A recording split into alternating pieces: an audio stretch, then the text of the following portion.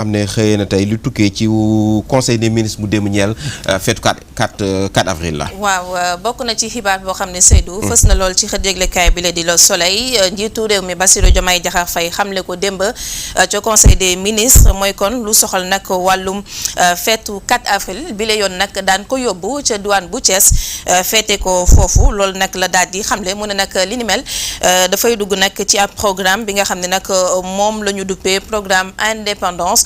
loolu nag moom la Le Soleil yëglekaay kon xëy également dañu daal di xibaar démb itam leneen ci ay ponk yoo xamante ne moom jiitu réew mi ñëw na ci ca conseil des ministres mooy kon lu soxal wàllum révision ñeel na code de la pêche mais également ñu daal di saytu ak a càmbar lu soxal nag wàllum pacte de stabilité sociale kon nag moom indi na ci daal ay taxawaay yu mat sëkk démb ca conseil des ministres moom président de la république Bassirou Diomaye Diakhar Faye Ousmane Sonko séduit par l'expérience marocaine mu nekk nag kon tukki bi nga xam ne nag moo soxal bi muy amal foofee ci réew bu Maroc ak kon nañu mën a valoriser suñu ay phosphate fii ci réew mi moom gis ngeen ko njiitu jël Ousmane Sonko également à la une du journal Le Soleil et puis lu soxal wàllum DER ñoom aussi ña ngay daal di càmbar li nga xamante nag moo di seen liggéey ak kon koppar yi nga xam ne jot nañ ko daal di génnee ak a financé loolu nag ba ñu ko saytoo toll na ci 38,5 milliards de francs CFA yoo xam ne ci atum 2024 jàpp nag 2025 kon nag jot nañu ko daal di financé ay ndaw kon nag moo di délégation à l'entrepreneuriat rapide ki ko jiite nag di soxna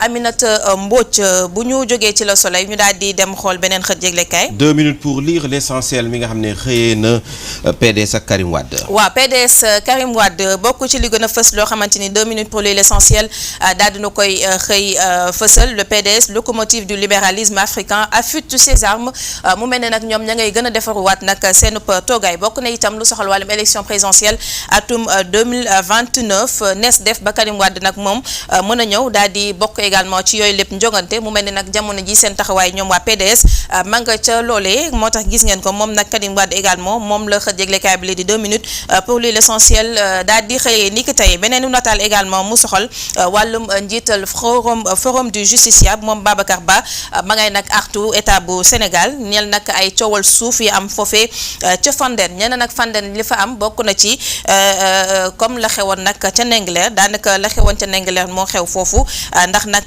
dafa am daal ab pàcc ci suuf bu toll ci 3 hectares boo xam ne dañ ko fa doon exploité jagleloon ko ñi nga xam ne nag ñoo di baykat yi lu ko dalee atum 1958 waaye jamono ji nag mu ne suuf soosee dañ ko daal di nangu wala sax jël ko ci jox ko ku tudd Cristiano Lahoud Dawu loolu nag waral gis ngeen ko nee na nag bu fekkee li ni mel daal am na ma ngi cay interpellé bu baax a baax état bu Sénégal ngir kon daal ñu daal di ci taxaw ñeen nag jaay doole suuf soosee nga xam ne nag moo am fa ñu ko waxee mu di ca Fandène et puis lu soxal wàllum justice Pape Malick Ndour la bataille judiciaire continue ndax wax nañ ni nag dañu ko def sous mandat de dépôt waaye nag ñi nga xam ne ñoo di ay avocat am ñoom nag jóg nañu daal di takku ba dëgët bu ñu jógee ci 2 minutes pour l'essentiel ñu daal di woyal Souleymane ak ban xët yëglekaay. ñu jàll ci l'observateur bi nga xamante ne daal di lay Souleymane yaa ngi jaxase journaux yi de yow journaux yu démb yi ngay nii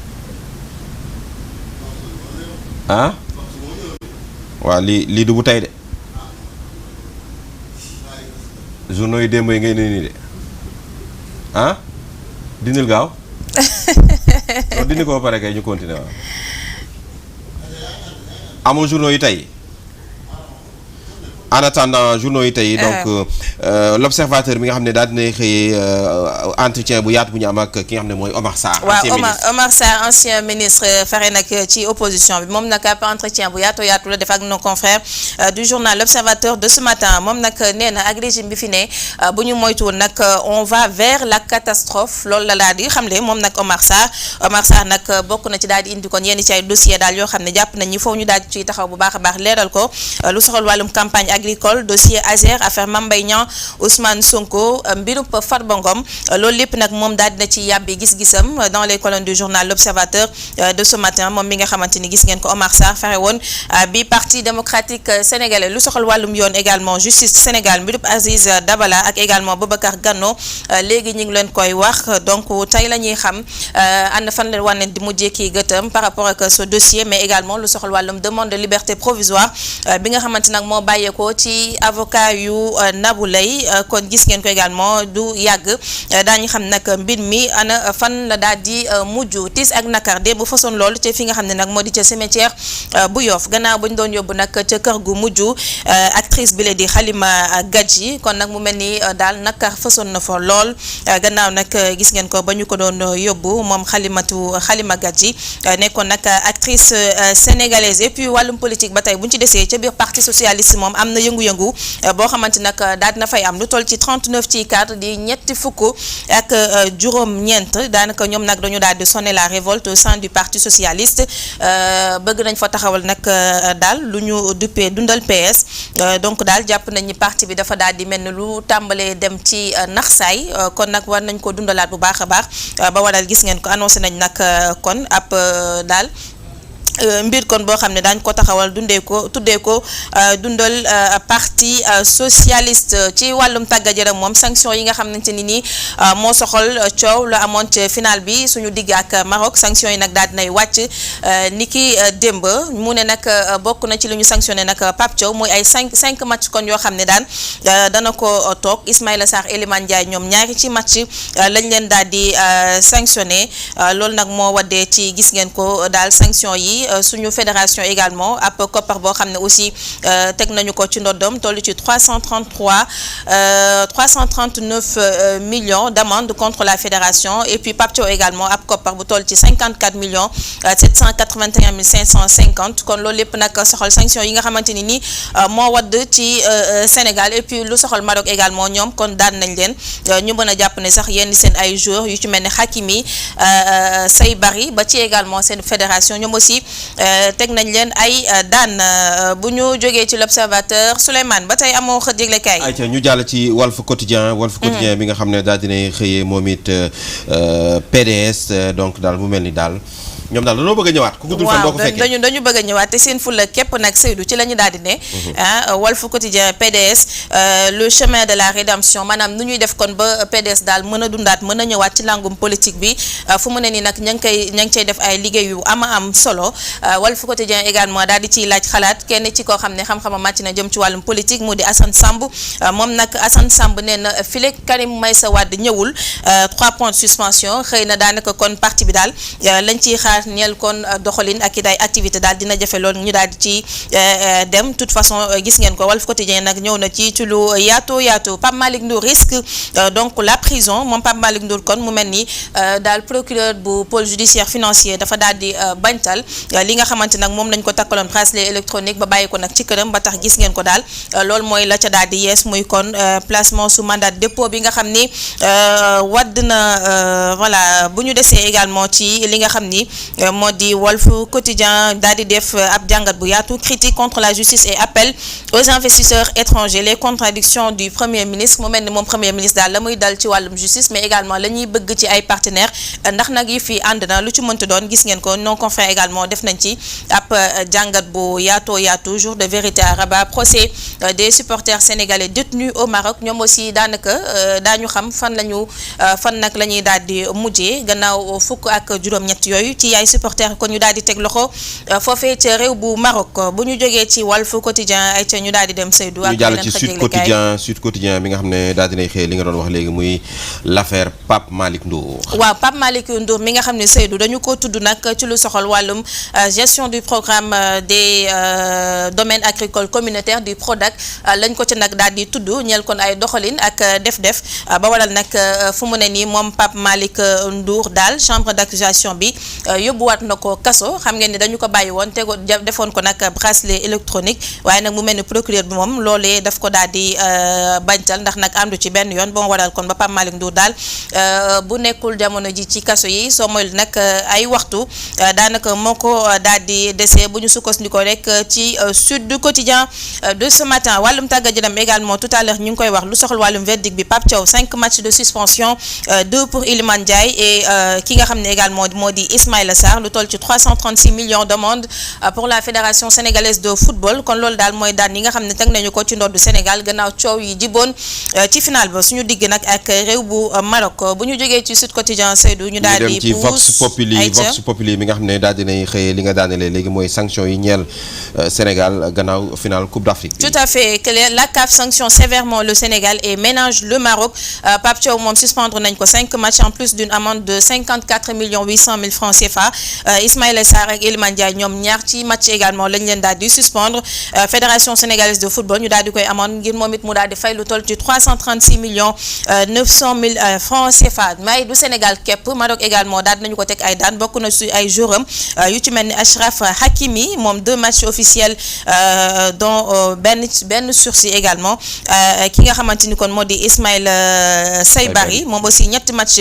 la ñu daal teg ci ay ndoddam ñeel ay daan ak amende kon bu toll ci 54 millions de francs CFA et puis la fédération marocaine également wax nañ ni dafa war a fay kon ab amende bu toll ci 172 millions 600 000 francs CFA waaye it ba tey bu ñu desee ci loolu Maroc moom dañ ko daal di débouté ngir nag la mu dugaloon kon ab recours ñeel kon coupe bi nga xam ni jox nañu ko Sénégal loolu nag mu mel ni CAF jotu cee sëgg sax daal ba ci teg kon ay sanctions Seydou et puis parti socialiste 39 responsables lancent une fronde à travers le manifeste dundal PS ñoom nag jàpp nañu fu mu ne nii parti bi daal faw ñu gën ko doxalaat ba tax gis ngeen ko dañu annoncé daal ab fronde maanaam ab ñoo xam ne dañuy génn ci parti bi ngir nag taxawal lu ñu duppee dundal parti socialiste xool daal nu ñu koy jéem a doxalee ba parti bi dundaat am également ay activités kon yoo xam ne dana ko mën a delloo si waat ci langum politique bi loolu nag bokk na kon ci li nga xam ne Vox Populi également ñëw na ci le président Bassirou Diomaye Diakhar Faye délocalise la fête du 4 avril bien sûr cette fois-ci danañ ko yóbbu ca fi nga xam ne nag moo di ca Thiès démb la wadd boobu la xibaar ca conseil des ministres. ayca mu ngoog gannaaw Vox Populi ñu jàll ci yéenekaay bi nga xam ne mooy le quotidien mi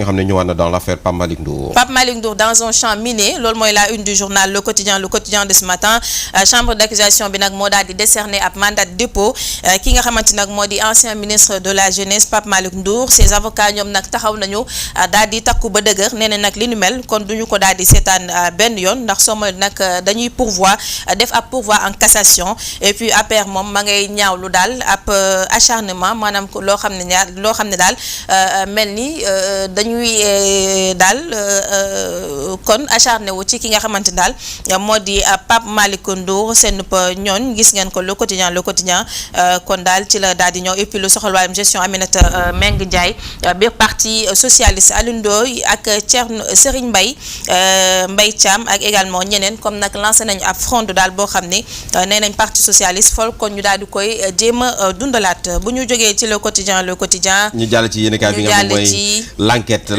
moom daal dina xeebale rek coowal parti socialiste mu mel ni daal moom de putsch la ko daal di duppee waaw putsch la ko daal di duppee bi parti socialiste Seydou ndax nag am na daal ñoo xam ne rocceeku nañu jamono ji ngir kon daal di taxawal ab kuréel bu ñu duppee parti socialiste ñoom nag ñaawlu nañu doxalinu Aminata Mbengue Ndiaye mi nga xam ne jàpp nañ ni dafa mel ni kon kuy daal di nelawal parti socialiste boobu bi nga xam ne nag jàpp nañ ni boobu ak tey amul benn ci activité moo waral gis ngeen ko ku ci mel ni nag daal maître Moustapha Mbaye Serigne Mbaye Thiam ak également Alioune Ndoye ñoom nag ñoo daal di def boobu lépp fronde ñaawlu nag kon gis ngeen no ma ko waxee tout à l'heure gestion Aminata Mbengue Ndiaye ils veulent changer le cap et de méthode pour repositionner le parti socialiste kon loolu mooy li gën a fës loo xam ni l'enquête de ce matin ñëw na ci mbirum Pape Malick Ndour également xët yëglekaay bi ñëw na ci gis ngeen ko noonu lu soxla également wàllu màggal Porokhane ni ki tey la ñu koy daal di amal yem ak nag 76e édition bi nga xamante nag moom la ñu koy daal di amal soxna Mame Diarra Bousso donc nag ñu koy sargal ak tatagal loolu tamit xët yëglekaay bi di l'enquête de ce matin ñëw na ci Souleymane bu ñu jógee ci l'enquête ñu daal di pousse ak beneen xët yëglekaay ok les échos yëguma woon ne sax ñëw pourtant mi ngi ñëw de. les échos l'observateur rek la toppul.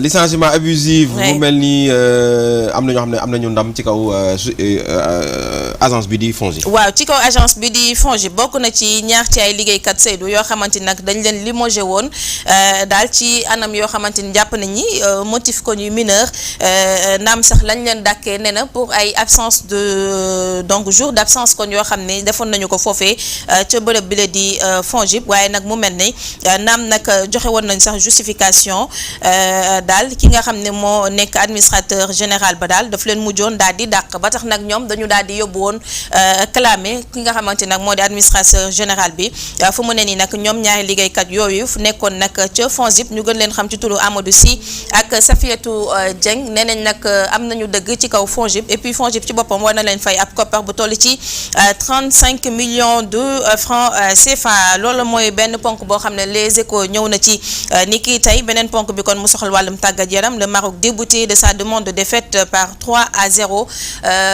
Sénégal kon nag mu mel ni loolu nga xam ni ñoo ngi ko doon bëgg ngi daal ñu daal di xoolaat coupe bi nga xam ne jox nañ ko Sénégal daal mujj ñu daal di sëgg yeneen sanction nag yu soxal Pape Thiaw ak joueurs yi également les échos de ce matin ñëwaat na ci bu baax a baax leneen aussi loo xam ni journal bi àdduna ci mooy kon daal lu soxal wàllum collectif njabootu Serigne Moustapha Sy Al Amine démb seen janoo bi nga xam ne ñu ngi ko doon def ak way taskatu xabaar yi ñoom nag ñi nga xam ne ñoo fare daal ak Serigne bi fësal nañu seenub mer mais aussi daal di menacer de régler le problème eux-mêmes jàpp nañu nag ñi nga xam ne ñoo ci war a jël seen matuwaay daal bu ñu ko deful ñoom daañu régler seen bopp li nga xamante nag moo di mbir mi ndax nag yëf yi dafa daal di fees ba tàmbalee tuuru bu ñu sukkandiku rek ci li nga xamante ni xam le nañu ko démb ci seen conférence de presse les échos également ñëwaat ci niki tey bu ñu jógee ci les échos alors ñu dem ak libération je pense ah yor libération waaw indi libération yor est revenu juste sur donc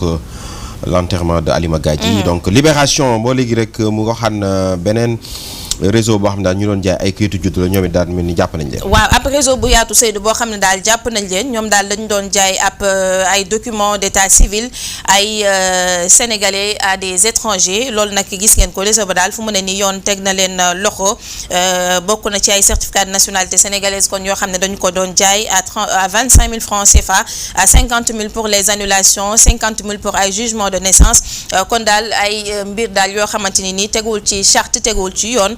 ba tax nag gis ngeen réseau mi nag ak ñamu daal di boole ñëpp fu mu ne nii nag yoon daal dina leen teg loxo bu ñu sukkandikoo ci libération prolongation de l'affaire Madiambal Diagne un rebondissement spectaculaire et inattendu à la DIC ki nga xamante nag moo di doom ci Madiambal Diagne di Mohamed Diagne moom mu mel ni nag dafa daal di porter plainte contre son père et sa tante voilà loolu aussi moom la libération xëy daal di ñu xamal ci li nga xamante nag moo di xëtam njëkk li nga xamante ni également wax na ko ñi nga xam ni ñoo di les enquêteurs et également lu soxal wàllum audition loolu yëpp itam xëjëglekaay bi di libération de ce matin ñëw na ci bu baax a baax alors je pense que Seydou c'était tout nee na bàyyam ak tantam dañ koo tooñ. waaw bàyyi ba Madiambal Diagne. waaw nee na bàyyam ak tantam dañ koo tooñ. signature ñuy gis fa ñu gis turam yëpp moom fekkewul yëgul tinul. ah bon ñu ko defal usurpation de fonction association de malfaiteurs. accusé na daal yaayam ak bàyyam ak tantam lu bëree. doy na waar daal. tantam mooy jaabi. mooy jaay waaw mooy jaabi ka am liberté ñoom ñaar ñoom dañu am liberté provisoire. ñu takkal leen bracelet. la mu leen accusé daal bëri na rëy na. doy na waar mu nga on termine avec du sport avec bien sûr Pape Thiaw suspendu 5 matchs Ismaïla et Elimane deux matchs chacun donc Hakimi et Saybari également suspendus donc sanction financière pour les deux fédérations mu mel ni dañoo yeewu démb ba ñuy tëddi affaire yi gars yi dañoo xaar ba Sénégal yi tëddi dañoo xaar ba gars yi tëddi. Sénégalais nag temps yi ni ñu téye dafa doy waar. yàlla def na démb damaa teel tëdd dañoo dóor Real rek ma dem tëddi. suñu équipe bi kay yàlla nañu yàlla defal. dañoo bàyyi ba Sénégal yi tëdd ñu génnee seen sanction. ma nekk sama naqar Amina di ma laaj ay questions yoo xam ne jigéen ñi da ngay nekk sa naqar ñu lay mu may poser ay questions yoo xam ne dara safuma ci. dara ma safuma xaaral dem tëddi benn yoon. non defar démb moom. bàyyi ma dem tëddi balaa dem tëddi fekk sanction yi wàcc. ñu yeew ma yeewu fajar di julli salaat ar xayri mu ne naw mi ma gis gars yi sanction yi dugal tëm. mais jar na ko. non mais non on va faire appel on va pas se laisser piétiner dañuy def appel ça c'est sûr. sanction yi dafa sévère dafa sévère dañuy def appel il faut ñu def appel et puis c'est-à-dire CAF dafa contredire boppam mënoo jox Maroc trophée fair play ba pare nga daan ko ci wàllum fair play c'est-à-dire loolu amul sens. foofu dañoo daan Maroc ay sanctions de fair play ba pare nga jox ko trophée fair play. c'est-à-dire amul dafa c'est incohérent, c'est paradoxal. amul benn cohérence. et puis qu'est-ce que Ismaïla Sarr et Elimane ont fait lu. jar ñu leen di suspendre. non lu Diaz deful. Brahim Diaz dafa harceler arbitre bi pour arbitre bi arrêter match bi. Brahim Diaz arbitre da ko doon carton loolu la règlement wax dafa harceler arbitre bi soog a arrêter match bi jour moo ñëw harceler arbitre pour arbitre bi arrêter match bi. léegi yow kooku carte na woo ko defoo ko dara sanction na woo ko Elimane Ndiaye ak ñi ñoom tam dañoo casse comme tout le monde donc dafa am yoo xamante ne je pense que ils sont en train de détruire le football africain donc à l'image de tout ce qui maintenant nag ñun dañuy dem ak ñoom taas lañu dem ak ñoom taas la ñuy dem ak ñoom parce que tout ce qui s'est passé waaw loolu laa lay wax nii c'est ce qu'il a fait. Il a fait le même geste il a même harcelé arbitre pour arbitre bi arrêter match bi d'ailleurs. Il a donné instruction à l'arbitre pour que l'arbitre arrête le match. C'est ce qui est scandaleux dans tout ça. Et alors là il se retrouve voilà Hakimi de surcroît un capitaine d'équipe. Hakimi capitaine d'équipe la un responsable. Ballon d'or africain Ballon d'or nga dem def loolu ñu ne daan nañ ko benn match. ak benn match sursis say bari c'est-à-dire c'est voilà quoi c'était juste pour dire que non comme que daan nañ Sénégal. foog ñu daan ràññee tuuti. pour que ñu mën ko kii mais dafa am yoo xam ne amul sens et on va pas se laisser faire. C'est sûr que la fédération va attaquer cette décision au niveau international. Et puis voilà feneen fi ñu bëggee woon am gain de cause amuñu fa gain de cause mooy que ñu nangu trophée bi jox leen. loolu cette plainte là c'était vraiment une plainte absurde. parce que xam nañ ne règlement li wax mooy arbitre bu xasee sifflé match boobu kenn du ci ñëwaat c'est fini. loolu ñëpp xam nañ ko donc xawma plainte bi la lañ ci namoon peut-être ñoom ñoo xam luñ ci bëggoon mais loolu ñëpp xam nañ ko. ils se sont juste ridiculisés. ils se sont juste ridiculisés waaw en plus li benn chroniqueur français doon wax sax naan heureusement. que Sénégal moo gagné coupe bi. waaw heureusement. c'est heureusement pour l'Afrique et que heureusement pour football africain wala pour le football mondial. parce que lii ça aurait été très. ni ñu koy waxatee honte ñaaw ci Afrique quoi. su Maroc gagné woon lii Marocains yi sax booy xool supporters yi ñoom seen bopp mooy caa naa seen chroniqueur yu ne. waaw. ñoom heureusement ba Sénégal a gagné. parce que ñoom bu ñu gagné woon dootuñu amati mérite ci football africain ak lu ñu mën a am. mais bon man nee naa jar na ko même si sanction yi bu fekkee ne tamit. dañ ko appliqué wala dañ ko confirmer jar na ko. parce que tamit beneen yoon sa lii. benn brèche boo xam ne rek dina yee équipe yu bëree bëri. man Maroc Tanzanie dama yërëm Tanzanie. billaay ñu am penalty bu flagrant. dama leen yërëm bi match bi jeexee ñun nangu fair play. waaw dama métti parce que dama ne non lii dafa yomb Maroc xaw ma Cameroun même chose. waaw Mali amoon na. ñu bàyyi yëpp jàll. su Sénégal jàlloon ça va continuer. te du Marocain yëpp. presque pays maghrébin yëpp noonu lañ mel. on se rappelle de 2006 Égypte bi mu fiy def loolu Sénégal. en 2004 Tunisie bi mu ko fiy def. yàgg nañ ko def. mais bon li ñuy wax rek. yaakaar naa man depuis boobu maa xew ñu ngi bokk par rapport à ça. mais y a un international sénégalais boo xamante ni gars yi dañu ko invité woon seen télé. muy dal Pape Thiaw dama fàtte turam. seen télé ban télé la woon télé marocain yi la. ok gars yi dagg ko dugal ko. ok loolu moo yëkkatiwaat yenn marocains yi je peux même dire que ne loolu moo may yenn marocains yi fit ba ñu def yenn appels yi ci lu bëree bëri. ok fii tamit y a des chroniqueurs yoo xam ne dañ ne non Pape Thiaw li mu def war ko woon def. et loolu ça a ouvert brèche bi mu indi moo nekk nii parce que y a un journaliste même français bu ko wax ne parfois sa compatriote dina def yenn yoo xamante ni dans les règles de jeu tu peux te dire que ne bokk si waaw c'est pas réglementaire mais li muy règle ji di nga ne yow lii jar na ko comme ki ñu arbitre international bi ñu invité woon RTS loolu la wax parce que daf ne bu ñu demee ci règlement ok on est d'accord que lii peut-être nangam mais li mu def noonu ñun ñëpp on doit être fiers et la réaction que nous avions ci période match boobu moo lay won ne ku fa toogoon loolu ngay def voilà ku fa toogoon loolu noonu rek ngay féliciter 5 matchs c'est un peu trop dëgg yàlla nag si coach si li mu def noonu je pense que moom laa gis. 5 matchs xanaa ci éliminatoire coupe d'Afrique lay jeex xanaa dina jeex ci éliminatoire coupe d'Afrique yi. waaw non ça ne concerne que les matchs de la CAF. CAF rek waaw CAF rek. non FIFA moom nee nañ ko ci kàccat. concerné wul mondial bi. mais Infantino ni ko gars yi attaqué dafa ñemee dugal loxo si. nee nañ ko ci kàccat ba mu set bi. mais xam naa ne diggante algérien rek marocain yi aussi. war nañ ko àtte. war nañ ko àtte de. gars yi daal ñu ngi laajte lan moo leen boole. algérien yi moom dañu jël mbir mi def ko seen mbir bopp. alors Cheikh Ahmed Tidiane yooyu di suivre nga actualité bi sportive bi. déjà mu yoon Maroc maa ngi commencé naan ko baleen sama équipe bi. yaa ngi woon Maroc. waaw mooy sama deuxième équipe. macha allah comme pas mal de Sénégalais en fait. waaye comme ñun ñëpp affaire yi moom comme ni ñu ko gisee lépp bon. man je peux dire que ne sanctions yi dafa yéeme. waaw parce que bu doon tey Sénégal moo njëkk a def loolu wala Pape Thiaw moo ko njëkk a def. mais on n'a pas gis nañ fi Argentine def na ko. am na yeneen équipe yu ko def. kon pourquoi pas defuñu ko ñu influencer ñu ko kon boog dañuy wax ne rek Afrique moo rabaissé wu en fait d'une part. effectivement ñun nag ñoo war a yëkkati suñu bopp te Pape Thiaw moom def na si benn kii bu baax daal en fait. lii mu def nii tey man bañ leen tiré penalty damaa kontaan. man boobu laa am victoire man. ndax xam naa ne lii humiliation déjà la. donc ñoom tamit loolu dañ leen koy nangul rek. dañoo rus buñ rusee moom il faut que ñu ut quelques astuces yu ñu def ba pour jàllale mais daal en tout cas ñun suñ coupe mi ngi fi. suñ coupe mu ngi fi. le reste nag ñun suñu deuxième étoile moom. jeex na deuxième étoile moom mu ngi fi. tey jar suñ deuxième étoile moom mu ngi fi parce que démb dama lire benn article.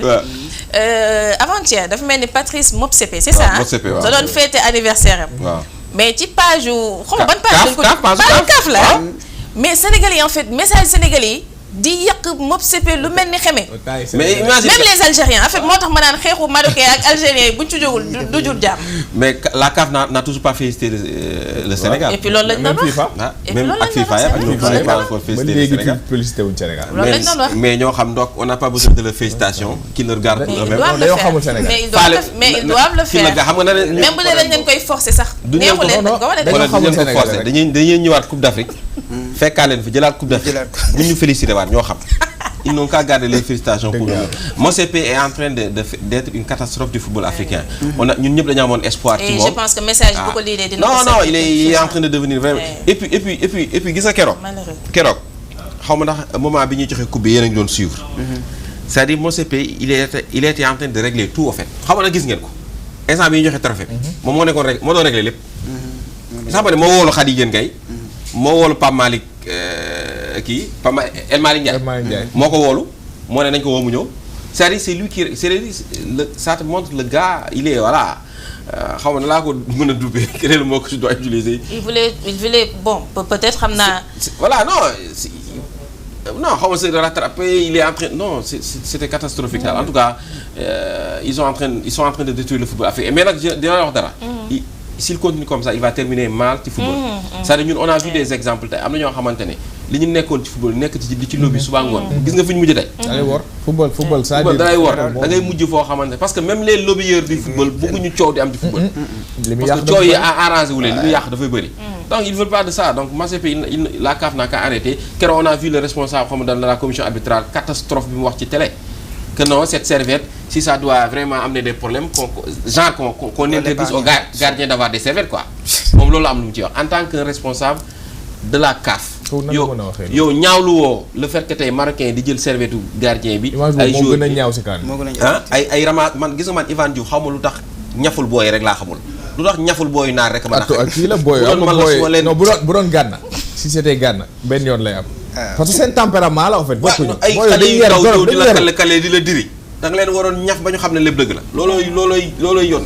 mais bon heureusement il a géré Ivan il a pu gérer peut-être bu toppoon tempérament am tamit leneen mënoon na ci xew. il faut mais sanction yi aussi kii bi bokku ci c'est-à-dire tout juste après la sortie du président de la fédération Ablaye Fall. waaw dama gisoon ni avocat yi foofu dañ ko porter plainte par rapport ak sabotage bi mu doon wax. ci kii bi wala ba tey loolu